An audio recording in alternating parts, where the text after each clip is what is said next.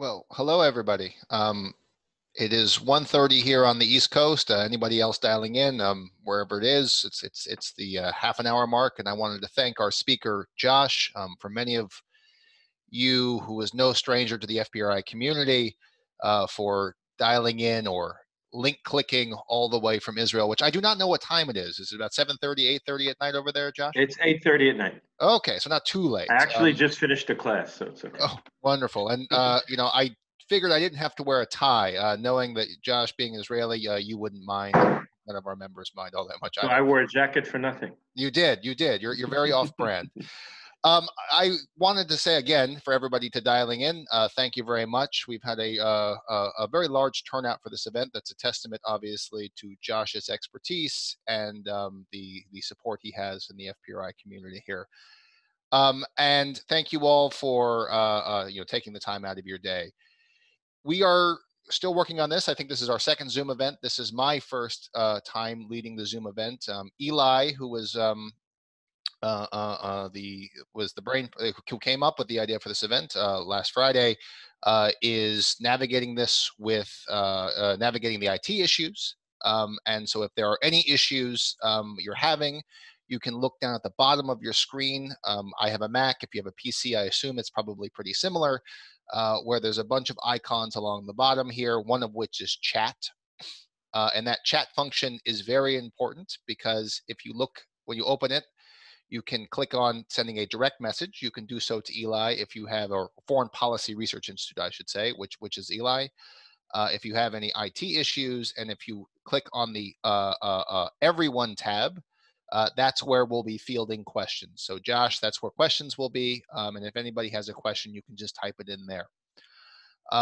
And with that, I'm going to just give a short introduction, then turn it over to Josh because everybody tuned in to hear him. For those of you who do not know, Dr. Joshua Krasna is a senior fellow in the Foreign Policy Research Institute Middle East program, and he's an analyst specializing in Middle East political and regional developments and forecasting, as well as in international strategic issues. He recently retired after 30 years of service in Israel to include postings as an Israeli diplomat in Jordan and Canada. His last assignment before retirement was an instructor at the Israel National Defense College, and he is a prolific writer both for FPRI and for other think tanks that he's affiliated with, and for external publications. With that, I will stop talking. Just remember to ask questions, the chat on the right. And Josh, the floor is yours. Thank you. Thank you very much, Aaron. And thank you, Eli and Raleigh, for thinking of this. And I think it's great. I apologize for the accoutrements, but that way I can hear you and you can hear me, and you don't have to hear everything that's going on in my house. I'm going to have slides, and unfortunately, or the way Zoom works is that when you see my slides, you only see me up in the corner, but it's okay. I'll talk over the slides, but I think the slides are helpful because I think that right now we're going through a really complex period in Israeli politics. And I think that actually looking at the numbers and sort of putting it out in a systematic fashion will help you.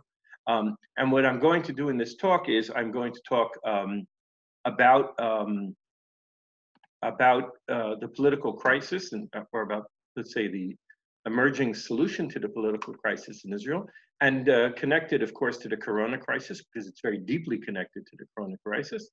And we're going to start right now. So I'm going to put up this slide. And what this slide is this is the results. We had 3 elections in the past year, right? We just finished, it was almost a 1-year birthday to the April 2019 elections. And what we see here, is that we see that actually, if we look at the breakdown of the vote over time, we see that in March, we pretty much are in the same place as we were in April. Of course, immediately after the election, Prime Minister Netanyahu said that it was a tremendous victory for him, tremendous victory of his party, since his party had become the largest party. But if we look at actually pretty much returned to the same effect that it was, to the same place that it was in April, and in fact worse. because in April there was another party, Moshe Kahlon's party, which was folded into Likud, and actually by folding itself into Likud, it actually became it should have added another 4 seats. So in fact, the right-wing bloc had 39 seats here and not 35, and now they have 36. By the way, Kahlon just announced, I was watching the news, that he's retiring. He said the moment the new government is formed, he is leaving politics forever. Leaving politics forever in Israel, as in the United States, sometimes means for 6 months, but it may well be forever, because he is somebody who has really lost, I think, his core constituency. So what we see is, as I say, the major bottom lines are these two. In Israeli politics, the magic word is 61. Magic number is 61. We have 120 seats in our Knesset. In order to be able to form a government, you need a minimum of 61 members of Knesset who will recommend you to the prime minister, to the president, and you will be asked to be the prime minister. What we see is Yisrael Beitenu, and the reason it's out here separately, Avigdor Lieberman's party. It's a right-wing party, but a very he is specifically a very anti-Netanyahu figure, and he has been playing sort of the balancer in the political game since this election started. So we say we had the center left ended up the same 55 or a different 55, but they had then now. Yisrael Beitenu did a little bit better. The Arab parties, of course, did much better over time, and Yisrael Beitenu with the Arab parties and the center left bloc had 62 votes. So that's our next slide. And this is where we were up until a week ago. In other words, the election was held on March 2nd. This is where we're up to a week ago. Blue and white had 62. Likud had 58. However, so it seemed that Gantz had all the cards, right? 61 members of Knesset recommended him. The president gave him the first mandate to form the government. But there was a problem here. And the problem is that Gantz's party is not really, Gantz's own party is actually sort of a stitched together party. And it is stitched together from, 1 minute, we'll go back here and then you'll see my pyrotechnics because I worked on them hard. So his blue and white party is actually three parties together. It's his Israel Resilience Party with him as the head of the list. This is Benny Gantz, with Gabi Ashkenazi, who is also a former chief of staff. And the two of them and another brought another 13 members of Knesset, and they formed a coalition with Yair Lapid, who is the head of the Yesh Atid party, who is the leader of the of the largest party in the past parliament, the largest party on the left, but has not done very well in recent elections, and the party of Moshe Ya'alon, who is a former defense minister, who had not actually run in elections before April 2019. We'll share an interesting detail in a moment, but let's say that both Lapid and Ya'alon in the past had served in Netanyahu governments. So, but Netanyahu's, the reason I say that Netanyahu's coalition was difficult was, first of all, his own party, as I said, was this sort of hastily stitched up combination of three parties. One on his left, Yesh Atid, and one, the party which is headed by Ya'alon, very much to his right. In other words, it is a right-wing party, but strongly and even rapidly anti-Netanyahu. His larger majority is unwieldy, right? Because he has the blue and white party, which is his own party, which, as I said, is this sort of portmanteau party, which is basically a center-right party. Center-right party, anti-Netanyahu. Joint list, which is mostly Arab, not only Arab, a very left-wing party. It contains the remnants of the Israeli Communist Party. It contains the remnants of the Israeli Islamic Party, and it is a party that is almost all of its supporters are Arab Israeli voters, and it is composed almost all of Israelis. Yisrael Beitenu is Lieberman's party, as I said, a party basically, up until recently, to the right of Likud, a right-wing but socially liberal party, represents mostly Russian immigrants who are working on security and foreign policy. And the predominant issue with Yisrael Beitenu, he hates Netanyahu. Labor Gesher Meretz is a sort of amalgamation of the former Israeli left, which is, so he's bringing together left, center right, far right, Arabs, bringing them all together, got 62. That's why the president asked him to set up the government. Likud has a very cohesive majority. Shas is the Sephardi ultra-Orthodox party, Torah Judaism, the Ashkenazi Orthodox party, and Yamina, the party which is to the right of Likud. So Netanyahu has a cohesive minority. Gantz has a very uncohesive majority.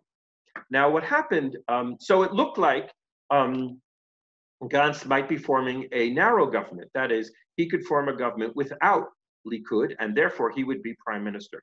And then we had a development. And to understand this development, we need to understand that there is a lot of opposition in Israeli society to a government that is dependent on the Arab members of Knesset. There has been talk for many years in Israeli politics, unfortunately, but it's there, I've spoken about it before at FPRI, of a Jewish or a Zionist majority. The last person who didn't have a Zionist majority or a Jewish majority was Rabin. He too was supported from outside by an Arab party. We know how he ended up. He was assassinated. Likud played very much on Gantz's promise not to depend on Arab votes, and since the elections has been pushing very much that he is actually does not have legitimacy to form a government because he is dependent on the Arabs. So a lot of the supporters of the anti-Netanyahu, certainly supporters of Blue and White, certainly supporters of Yisrael Beitenu, a lot of supporters of the anti-Netanyahu coalition didn't like the dependence on Arab voters. And what happened then was, well, here are these guys again. So two members of Blue and White, Yoaz Hendel and Tzvika Hauser, who are in Ya'alon's sub-party, said they will not support a government that is dependent on Arab votes for its majority. And Orly Levy Abukasis, who was a member of the left-wing Labor Gesher Meretz, she is Gesher. Gesher was a party she had run individually in the past and did not get into Knesset, also said she would not serve in a government that was dependent on Arabs for its majority. So therefore, suddenly, Gantz's majority had disappeared. And instead of having 62, he now had 59 for a narrow government. If these three didn't necessarily go to support Netanyahu yet, but we're in a situation where Gantz cannot actually form a narrow, what we call a narrow government, which is a government only he needs to somehow find a way to form a government which includes parties to the right. Then we have this. This comes into play as well, right? Corona. And Israel is in extremely difficult position with Corona, not as difficult as a lot of other countries. Thank good, and knock on wood, we've had, as of 20 minutes ago, 16 deaths. And we have only about 80 people in the who are on respirators. However, what this has led to is a extremely strong social distancing and almost state of siege in Israel. So, by the way, just this evening it was announced even more. So we cannot go more than 100 meters from our house, even if we're walking the dog. We are, as of today, only 15% of the people in the country are allowed to go to work. They can work from home, but only people whose companies have received a special license go to work. All shopping centers are closed. All entertainment venues are closed. All non-essential stores, which is basically apart from food and pharmacies, are closed. Parks and public gardens are closed. No events and parties, no hikings and outings. As of tonight, all gatherings and places of worship have been canceled, and people are no longer allowed to pray with other people, even in their own homes. Public transport is reduced to 25%. The fines for breaking these restrictions is about $1,500 to $2,000. And they are being enforced by the police. There are certain things that are allowed. You can go in a taxi if there's only one passenger. You can go shopping. You can order food, but the food has to be delivered. You can't go to pick it up. You can, this was just changed today. You can no longer have a wedding. You can no longer, there are funerals, but weddings are no longer allowed. You can go to medical treatment. You can go to a pharmacy, everything else. So that, so many Israelis in the center actually liked the idea of a unity government.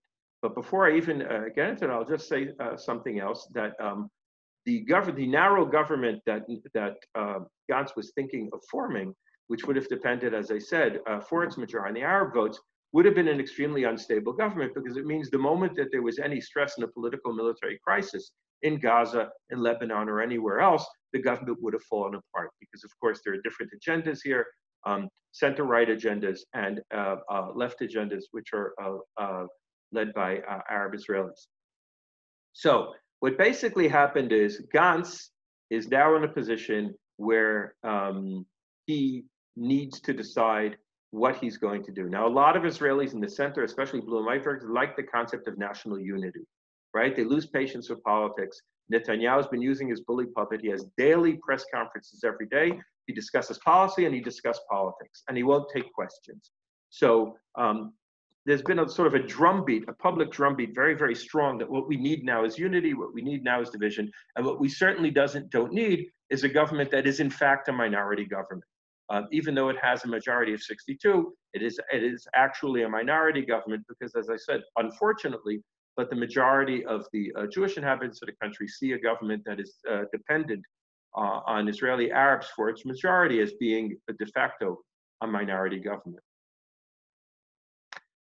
So we have several options going into the past few days. The first, a narrow right-wing government, just Netanyahu forming government. He can't do it.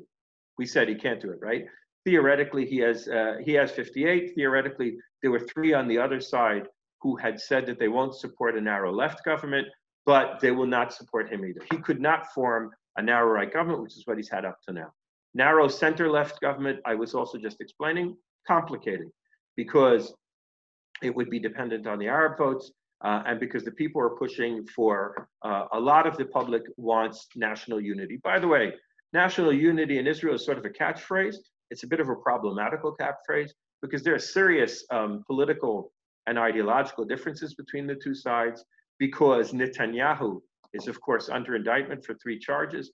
The majority of the people, right, we said 62 out of 120, voted to bring Netanyahu down. So there's a majority of the country who doesn't want Netanyahu to be prime minister. And the moment that you go to a unity government, you have 2 choices. You have 3 choices. The first choice is 2 big party government. This Lieberman is pushing, which is a government of blue and white and Likud with no one else.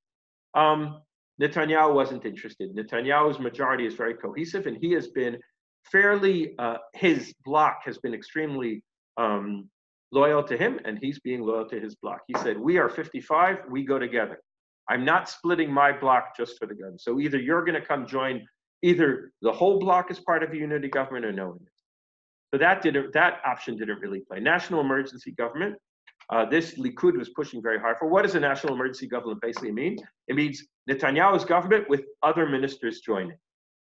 Right, he said, I will bring in 2 or 3 ministers from blue and white who will be in my government, and therefore we'll have a national emergency government.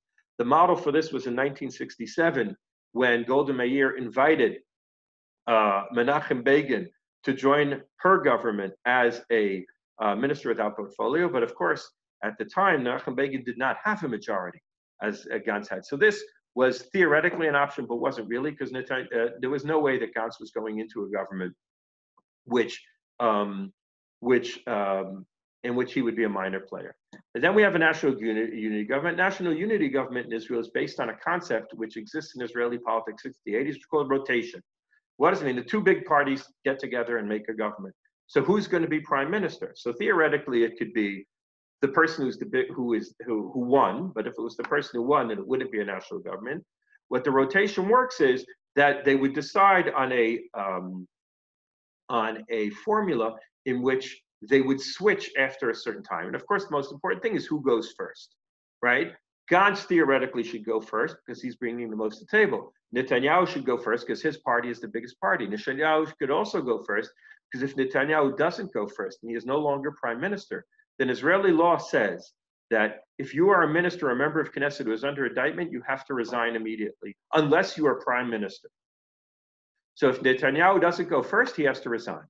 So Netanyahu has to go first, and the question is how long he's going to go and how long Gantz is going to go.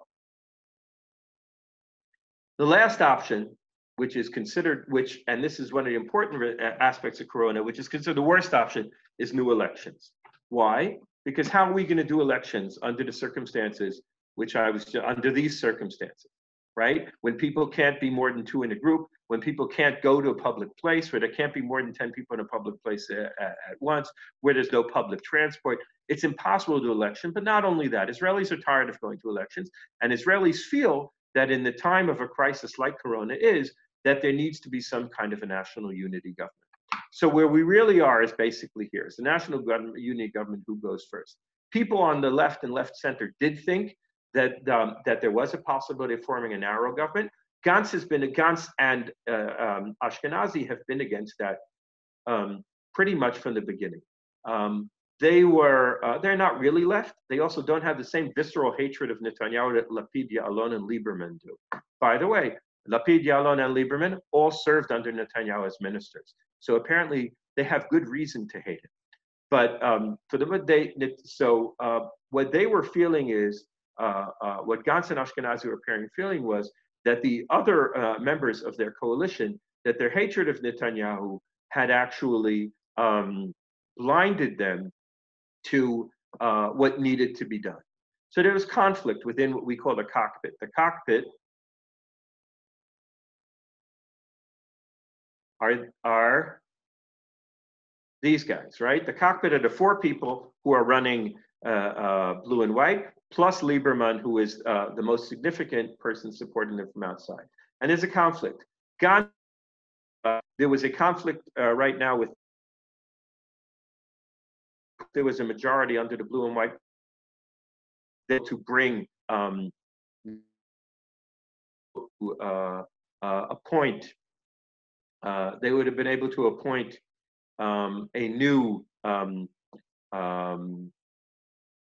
they would have been able to appoint a new speaker to Knesset. The former speaker of Knesset, Yuli Edelstein, would not allow the vote to take place. The High Court ordered him to let the vote take place. He was ready to refuse to accept the High Court's order. In the end, he resigned rather than fill the High Court's order. And then the next stage that was going to be was that the coalition was going to elect a new speaker to Knesset.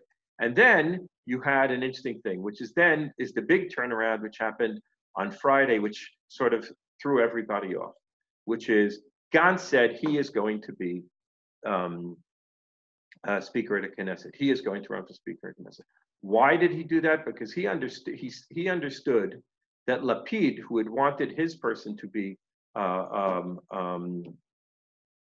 speaker of the Knesset, would not let the Knesset speaker would force through legislation, which was personal legislation, which was saying that Netanyahu that anyone who is accused of it, who has been indicted of crime, would not be eligible to be prime minister.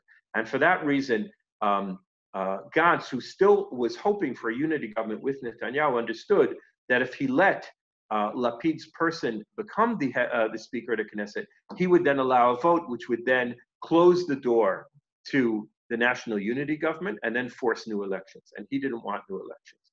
He assessed they would be punished in 4th elections. He assessed it, by the way, for a reason.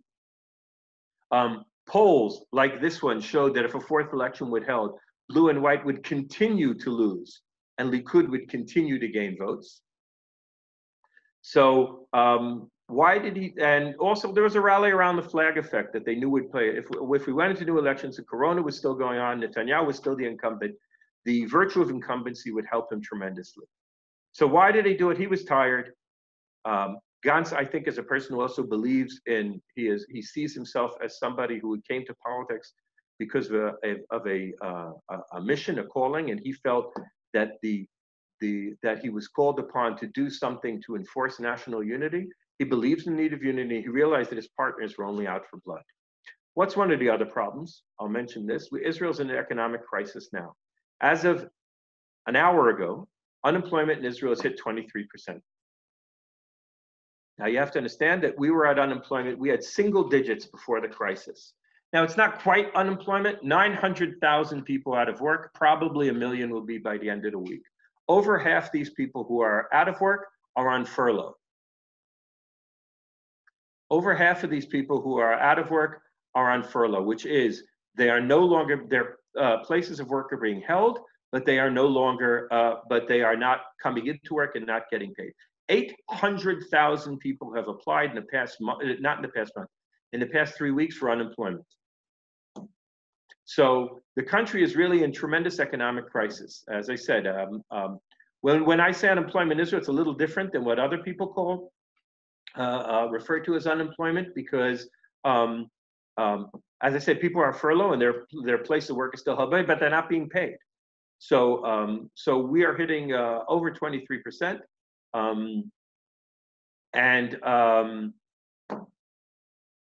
The question is where we are right now. So Gantz ran for Speaker Knesset, was oddly, extremely oddly, elected Speaker Knesset with the support of Likud and its allies, and with the against his own party, who voted against him. But Likud and his own allies and his 15 supporters from within blue and white support him, and he is now speaker. Now, what does that mean that he's speaker? It means that during the negotiations, theoretically, if Netanyahu becomes too ornery, he can still threaten to bring the anti-Bibi legislation to a vote. There is still the majority out there who wants to vote to have Bibi not allowed to run in the next elections.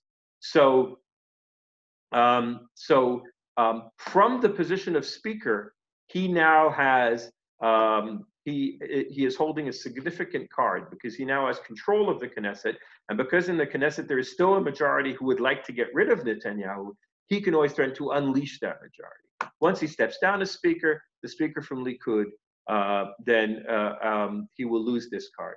Now, where are we right now? Where we are right now is here. So the state of play right now is like this. Gantz is the Knesset speaker.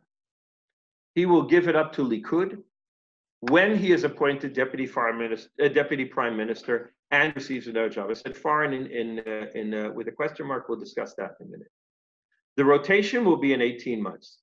Okay. Now, we'll get to it in a minute. Does he really believe that Netanyahu will actually hand over the prime ministership in 18 months?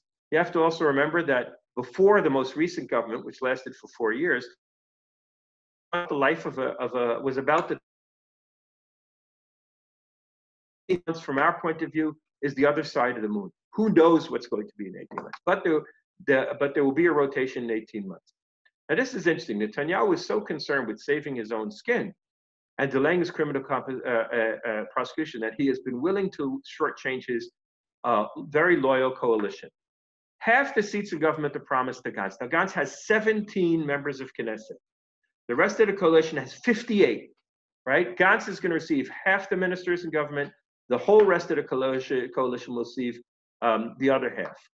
Likud may get as little as 10. The government, they're talking about a government of 32 to 34 ministers, which is the largest government Israel has ever had. By the way, in a time of unemployment, in a time of economic problem, a lot of criticism of this. It will be somewhere between 30 and 34, and half of them will be of these 17 people who are in Gantz's group. So almost every member of Knesset from Gantz's party will be a minister. In Likud, 1 out of 3 or 4 will be a minister. So he is willing to shortchange the members of his party in order to assure that we'll get foreign affairs. There is a question mark, I'll talk in a minute, defense, communications, justice ministries. Communications Justice ministries are very important. These are ministries that the Netanyahu coalition has been holding on to, because the Netanyahu coalition has been fighting a very strong and very ugly war against law enforcement and against the judiciary. And by passing the Justice Ministry over to Gantz, they are basically losing that card. The Communications Ministry, again, a lot of the crimes that Netanyahu is accused of have to do with manipulations that he did when he was acting communications minister. Defense there. See, foreign affairs, apparently, they are now discussing the possibility of giving up foreign affairs, because truth is, if Netanyahu is prime minister, foreign minister doesn't have a lot to do, and taking the health minister. Health minister right now is the head of the Torah Judaism organization. He has not been very good. He is not very convincing when he appears on TV. And some of the biggest problems that Israel is having right now with Corona are in the ultra-Orthodox community, which he is a member of. And it's felt that he has not put enough effort into moving that forward. So in Israel, under law, when there's a public health administration, the country is actually being run today by the prime minister and the health ministry. And the health minister is basically, we don't even see him, Litzman. But Litzman right now, the Likud wants to leave him in. Gantz would like to receive that ministry, and perhaps will give foreign affairs up.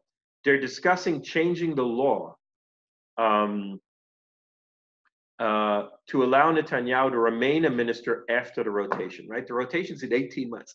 If that comes, and if Netanyahu has not yet been convicted, because if he's convicted, he has to resign.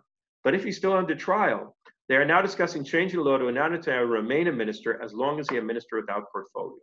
So in other words, in 18 months, Gantz will be prime minister, and Netanyahu will be a minister without portfolio, and will in fact still be serving even though he is under indictment. What is basic lines, it's an expression from coalition government, means the government basically won't discuss any of the major political or policy issues for 6 months, will not try to paper over the issues that they have ideologically, but will concentrate on the coronavirus. Possibility of Peretz and Shmuley from Labor governing, then it will be a government supported by 77 members of Knesset. It will be the largest government ever in Israel, the government coalition ever. The grumbling has already started on the right because they're receiving so few ministries, but also because the key ministries, as I said, Justice Ministry, Communications, Defense, are going to be passed over to Gantz. They say, well, what are we left with? In other words, this happens very often with Netanyahu when he sets up a coalition. He gives his partners first, and then what's left he gives to Likud. Yamina, which is the party right of him, is now threatening to leave the coalition. What's the interesting thing? If they leave, he still has 71. But it's not over till it's over, right? This is all going on, but it could all still fall down because there is a backlash on the right, and the right is pressing Netanyahu very much to not give too much to Gantz. And Gantz, these are basically his minimum requests, because Gantz, you have to understand, has already basically theoretically is seen as among his supporters having betrayed them, and he needs to at least bring something significant and say, well, you know, I'm not just joining a right-wing government, I'm not just joining an emergency government. This is actually going to be a real government of unity. Many blue and white voters feel betrayed. I'm not sure most. There's a lot of squeaky wheels on social media. I'm not sure most of the people feel betrayed. I think a lot of them did want a unity government because of Corona. The other members in the anti-Netanyahu camp certainly feel betrayed. Gantz had promised not to serve in a government headed by a man on trial for corruption, and has not met that promise. They feel Gantz is now taking responsibility for dealing with the coronavirus crisis, but without getting the power to affect anything. And there's especially criticism of the fact that Minister Litzman, the health minister, is for the time being appears to be staying in his job. I'll say a word about that. There's a major issue here with the ultra-Orthodox in Israel. About 50% of the people who have been hospitalized are ultra-Orthodox. The ultra-Orthodox up until now have not been doing social distancing. No one wants to talk about it too much because it sort of sounds unpleasant, anti-Semitic, illiberal, or not politically correct. But in the end, it's a significant problem. And up until the past 2 or 3 days, basically the country was in lockdown, the ultra-Orthodox were not. Litzman is very much to blame for that.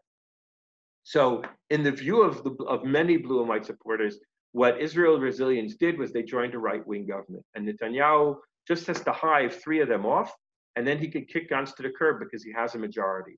And the chances, of course, of this government lasting 18 months are minimal. Now, thing is that even if these talks break down and Gantz in the end doesn't join, he has already cracked the anti-Netanyahu front so badly that he's both encouraged defectors from his own party and harmed his own chances in case in the end there will be a 4th election.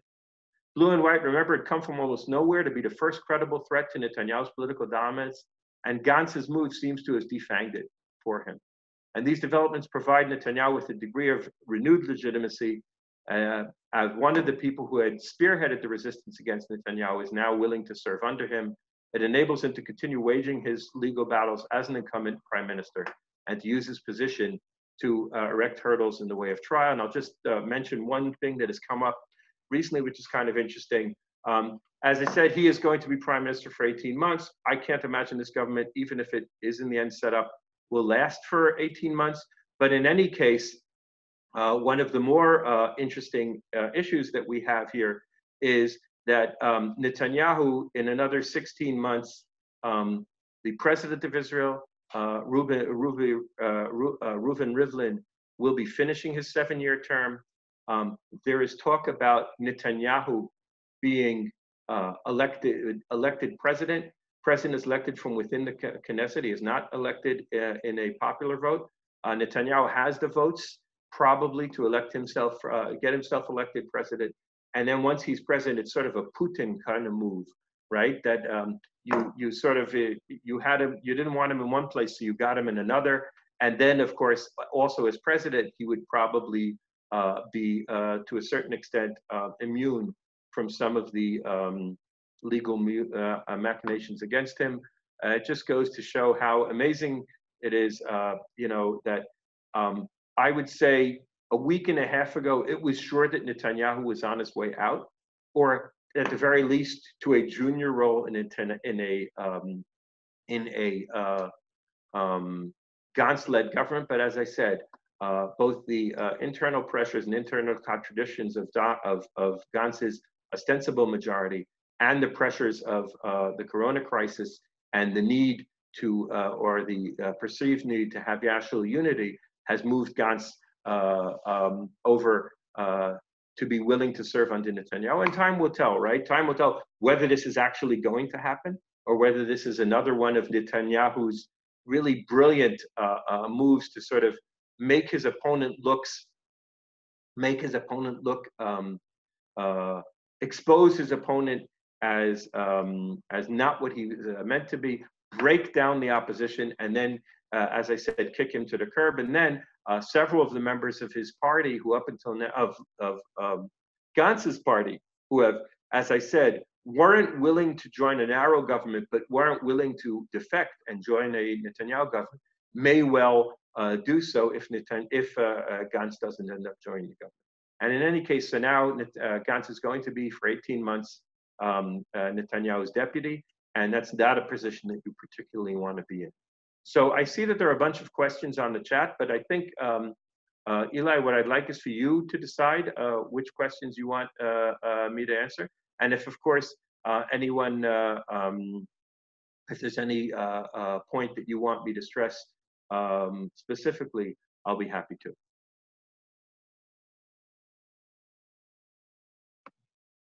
Hi, everyone. So we have a question from Bob Torgerson, one of our trustees. We have a few questions from Bob Torgerson. We do. Well, I'm just going to start at the top here. Can Benny Gantz really be assured that he'll become the prime minister in any type of deal? So no. And the answer, there are 3 reasons why not. The first is that assumes that the government is going to last for 3 years and that at the end of 18 months, there will be a rotation. Now, what basically ends up happening now is, so now Netanyahu is prime minister, and that's where he wants to be, and he's there for 18 months. And these 18 months are going to be full of crises between Gantz and Netanyahu, full of crises between the blue and white members of the government and the other members of the government. The chances that the government will actually survive for the next 18 months, I'll say even more to that. I hope, and I will assess that the corona crisis doesn't last in the same intensity for the next 18 months. Once the corona crisis goes down a little bit, the internal contradictions of this new coalition are going to come into play. And I don't think there's any way that this government is going to survive 18 months. So no, yeah, he can be assured that he'll be the prime minister because it will be in the agreement. But at any point in Israeli politics, a government can be brought down by what we call a positive vote of no confidence. So if Netanyahu, for instance, 6 months from now feels that he has the votes, he can then bring down the government, go to new elections, and then be elected with a narrow government. He doesn't need Gantz anymore. And he has basically neutralized Gantz as an opponent because Gantz's political allies up till now will never trust him again. Thanks, Josh. We have a question from Barbara Leaf, who's asking whether Gantz being speaker makes him being foreign minister moot, and whether this position will better enable him to coordinate between himself and his former allies, or whether or not this makes any difference. So first of all, Ambassador Leaf, thank you for joining us. I think I had addressed this, but I'll be more clear about it. The reason he wants to be speaker now is because he didn't want somebody who was more anti-Netanyahu to be speaker, because he wouldn't be able to play the game. He is speaker until everything is settled, until the coalition agreement is signed, until he is deputy prime minister, and until he has approved who is going to be the next speaker. One of the things that apparently is holding up the negotiations is he refuses to let Yudi Edelstein, who is the former speaker, the one who resigned rather than fulfill the Supreme Court order. Likud wants him back as speaker, and he said he can't be back as speaker. He is somebody who refused an order for the Supreme Court. He is no longer a legitimate candidate to be speaker. Likud then suggested another figure, who is Yariv Levin, who is tourism minister right now, who is, if anything, even more contemptuous of the High Court than Edelstein was, and Blue and White apparently has turned that down too. So as long as he is the Speaker of the Knesset, he gets to have a say in who's going to be the Speaker of the Knesset, but it's more than that. As long as he's Speaker of the Knesset, there is still 62 people there, his own people and the people who he deserted, who would be willing, who, if he says so, will be willing to vote to not let Netanyahu run in the next election. So, they want to impose term limits. There are a whole lot of things. There's he no longer has, I don't think people trust him enough to give him the operative majority to become prime minister, but he certainly has a majority to prevent Netanyahu from becoming prime minister. Once he becomes whatever ministry he's going to take, then yes, he has to give up the speakership. Speakership, as far as negotiations right now are going, will go to Likud. So yes, that will be, he will lose that card, as I said. So we have a number of questions from our former president, Alan Luxembourg, who's joining us. But I'm going to take an Alan prerogative and rephrase it slightly and ask, can you speak a little bit more on the Arab and the Palestinian issue? How does this affect the joint list? How does this affect annexation? What's going on in Gaza? And can you speak? So I'll say two separate issues. So I'm going to discuss the Arab-Israeli issue. So the Israeli Arabs, I think, are right now the big losers, and the reason is they played by the rules. They decided under the leadership of Ayman Odeh that they were going to play the political game. They came out in record numbers. They are the third largest party in the Knesset. And now they are being again marginalized. And to know that the reason why the majority of 62 was not able to form a narrow government was that there are people within that government who are not willing to sit with you. Not just not willing to sit with you in the government, because the Arab Party wasn't going to join the government, support the party, the government from outside, but were not even willing to be part of a government that was supported from outside. Now, what does that mean about the, one of the sort of, I think, tragedies of what's going, or tragedies or perhaps grotesque comedies of what's going on now, is the front lines of the coronavirus are being fought by the medical staff, by pharmacists, by doctors, by nurses in hospitals. Israeli Arabs are overrepresented in the medical field, in the pharmacy field, and certainly in the service fields in hospitals. In other words, at the same time as they are being politically marginalized, and the majority of the Israeli Jewish citizens are saying, we don't think that a government that depends on you for its support is legitimate, they are the ones who are actually fighting the coronavirus to a very large extent. Other people are, of course, but they are certainly there. And I think that this is sort of, I can't even say a wake-up call, because I think they had been with very low expectations from the Israeli political system for a long time. In the past year, they've begun to maybe get some hopes that it is worthwhile that the political track is a track which will actually give them some political weight. And I think that there's going to be a large amount of real disgust with the way the political system has worked out here. I see that Alan asked, what does that apply as status of democracy in Israel? Well, you know, I'm a big believer in Israeli democracy. I think Israeli democracy, like other democracies, has its faults.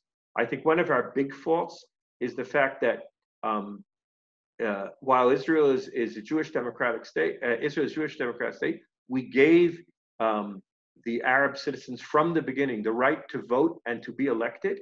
And now what we're basically saying is, well, we gave you the right to vote to be elected, but we don't really mean it.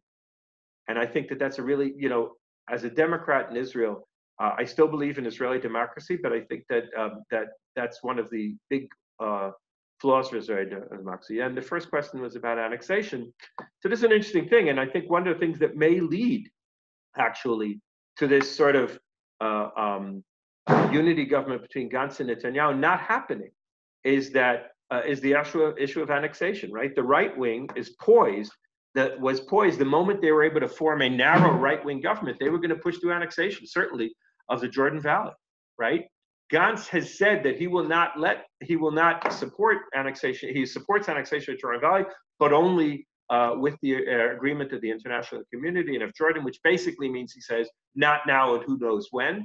And apparently in the discussions between Netanyahu and Gantz, he's standing strong on that. And that may actually be one of the reasons why they are not going to be, because there are, as I said, there are only very few political issues there because it's mostly addressing Corona, but this is one of them.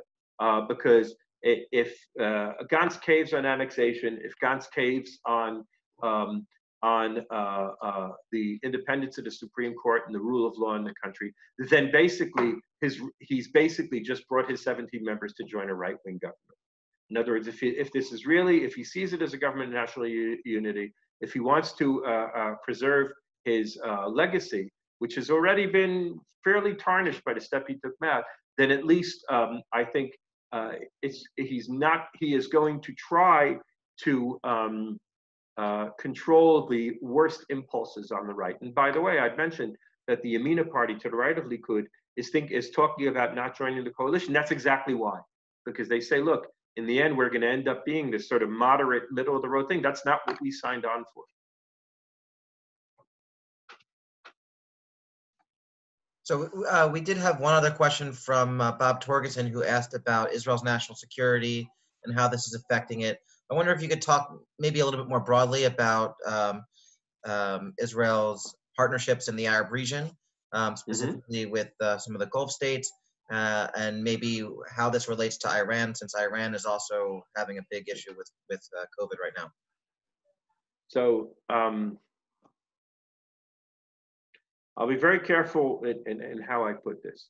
So one of the things that we have to remember is that what Israel did, and the way Israel has so far, we have a lot of sick people in the country. We have over 4,000 people with COVID, but of them, only about 80 are seriously injured, are seriously sick. Almost all of them, people, of course, with pre-existing conditions or senior citizens. and only 16 so far have died. And the reason for that is literally very early on, we closed the border. Israel is an island. It's a virtual island, right? It's not a real island, but it's a virtual island. We only have 4 border crossings into the country. So we can close them like that. And we did. We closed them within a period of several days. No one's coming into the country. No one's going out of the country, whether it's through our borders with Egypt, through our borders with Jordan, through our borders with the Palestinian Authority, or through our airspace. So one of the things that has then done, of course, it cut us off within our region. So there is a lot of cooperation apparently between us and the Palestinians, because it's understood that in the end, if COVID begins to get a real foothold in the Palestinian authorities and begins to rage in the Palestinian authorities, in the end, it's going to leak over into us. There is some Israeli assistance in Gaza, less than there probably should be. The Jordanians, I don't know what's going on with Jordanians. I'm not sure a lot's going on, but the Jordanians have pursued what is probably, I would say in the Middle East, but not only in the Middle East, probably the strictest COVID rules I've seen. They are basically in 24-hour curfew. For 3 days, they weren't allowed out of the house, even to get food in pharmacies. And then, of course, the whole system collapsed. They had to let people go out to small groceries and things like that. But what now about Iran? There are a lot of people who are talking about, a lot of ink has been spilled in the past few weeks on the fact that we mustn't forget our Iran, and we mustn't take our eyes off of Iran. And Iran is still as big a threat as they've ever been, maybe more. I'm quite agnostic about that. I think Iran has serious internal problems right now. I think that right now, while they are our greatest rival and perhaps greatest enemy, and they will continue to be so, I think at this exact moment, I think their capability is low. All right, I'm going to turn it back over to Aaron now, who's going to take us home. Thanks, Josh. Okay. Thank you. Well, Josh, thank you very much for doing that and taking the time. I know I learned a lot. I always do. And, you know, I know that everybody's locked in their houses, and I hope that this was a... No, we're allowed up to 100 meters out of our house. I think here we're allowed to go out, I think, for a little bit, but there's really nowhere to go because everything's shut down. And if you're like me, everything is being delivered. If not, stay safe out there, everybody. We value you all, so we really do want you to follow the guidelines. And at FPRI, we are going to try to do more of these, particularly because of the likelihood that we'll all be in our houses for the foreseeable future. I don't even want to put a date on this. And at FPRI, we do ultimately rely on the people who dial into this call for support. If you are not currently a member of FPRI, it's very easy to become a member. I know things are tough for a lot of people out there, but you know, we always do make the ask, which is go to fpri.org. And on the right-hand side of the website, you'll see a little tab that says support, and everything helps us. With that, keep your eyes on your inbox for FPRI content, and we hope to do more of this. And a virtual round of applause, me, loud, for Josh for dialing in from Israel. I really appreciate that. Thank you very much. Thank you very much. Thank you, everybody, for virtually joining and for all the questions, and have a good rest of your day.